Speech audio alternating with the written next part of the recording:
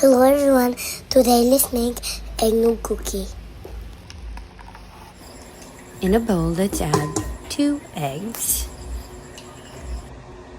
2 tablespoons of sugar.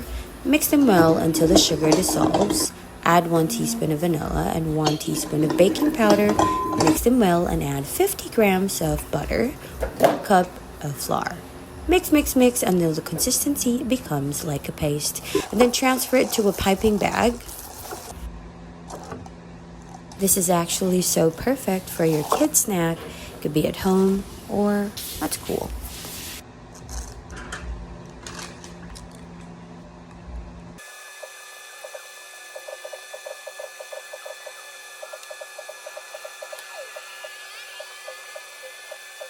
Nothing beats, nothing compares. Homemade snack. Ladies and gentlemen, eggnog cookies.